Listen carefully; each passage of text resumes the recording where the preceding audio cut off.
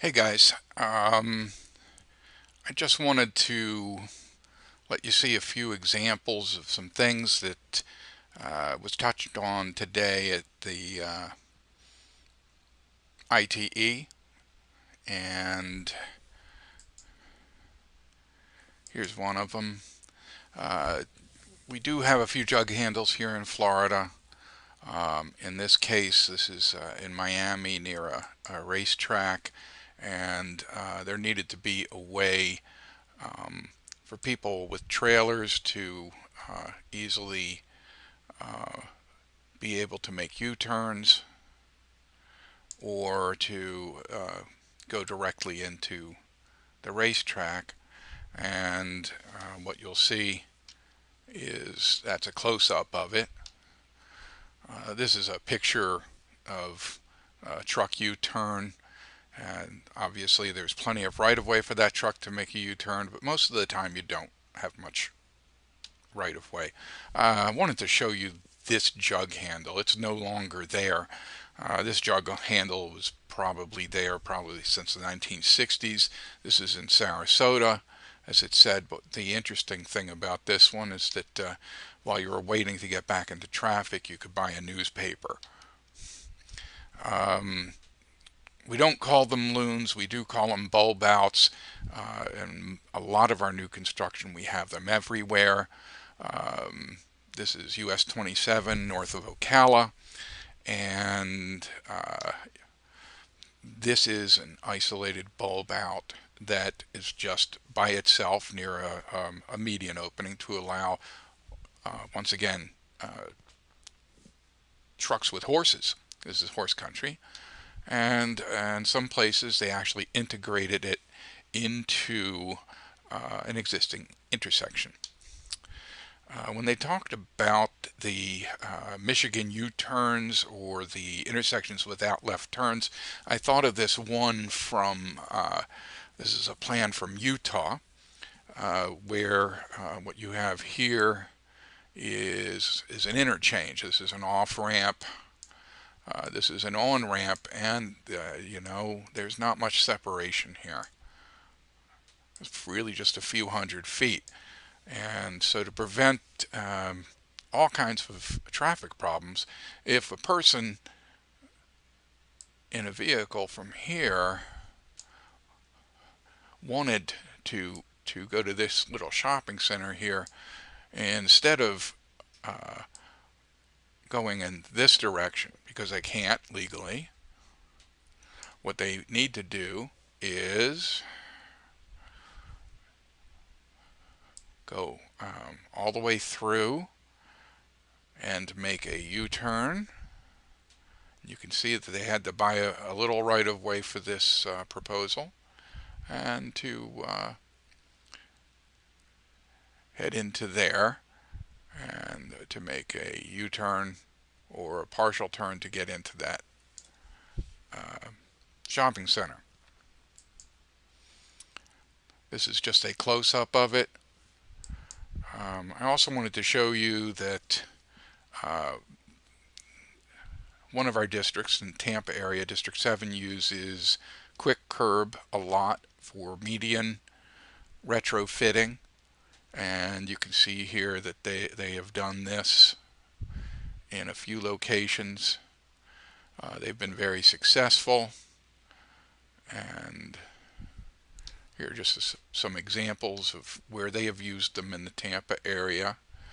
They can quickly be put up. They can help drivers see them at night, and that's why they're used. This is an example of how it was used in one location in District 7. They also talked about backage roads, and I wanted to talk to you about a backage road that developed over a period of probably over 10 years.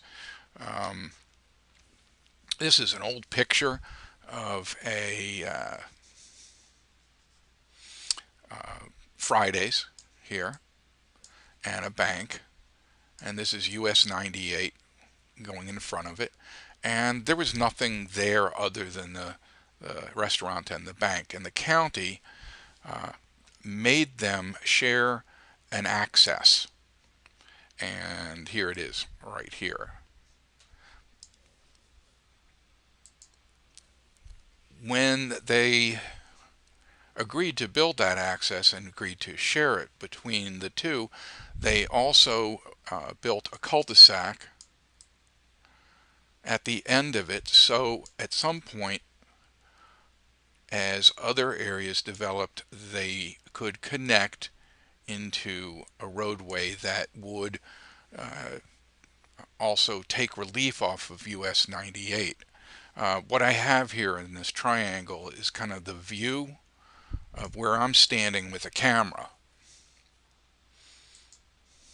Okay, this is what the place looked, about 5 years later. It's even more developed now. There's your Fridays. The bank is over here. You can't really see it, but there's a hotel and a shopping center being built. And you can see here that I've shown that there is a roadway that's being developed, and it's all being developed by the developers as they come in. It wasn't planned like a frontage road. It is built almost organically as the developments come in.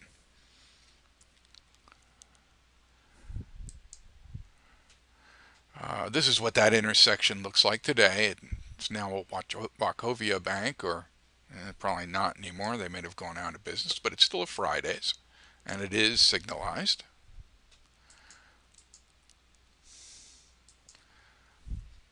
And this is just another angle of what the Fridays looks like.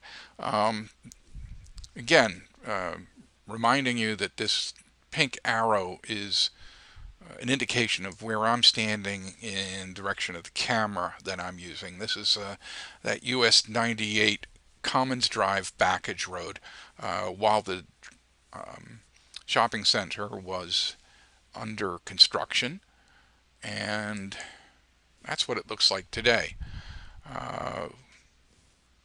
So you can see that part of this Backage Road has developed. Now, for a more bird's eye view, here's Fridays,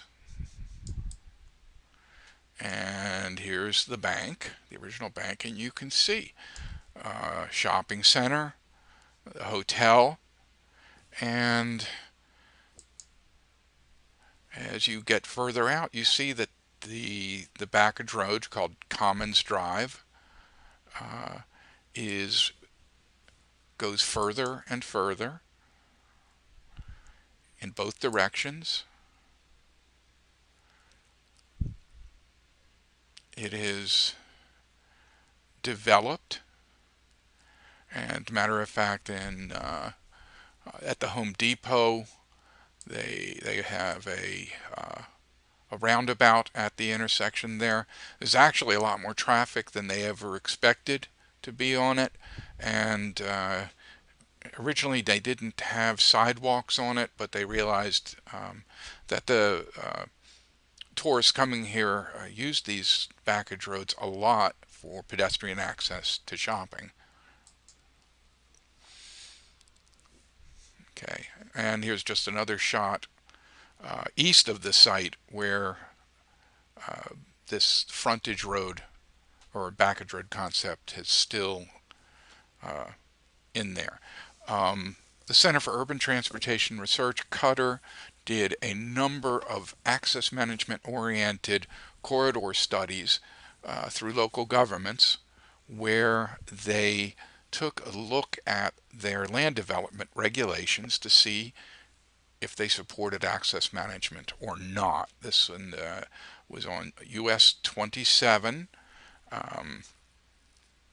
and it was in this area here of explosive growth at the time. And you can see there's a different techniques on this side here. These are access management techniques, or things that are bad for access management. And They looked at the counties where US 27 went through in that area, and actually these are kind of grades that they gave for each of the counties or the cities where US 27 went through. So when DOT people would work with the local governments, they would understand the land development regulations that would either work against us or work for us. And this is a pretty old chart. I think that because of studies like this, many of the local governments have rewritten their land development regulations. I just wanted to show you some of the things I thought about during today's webinar from ITE.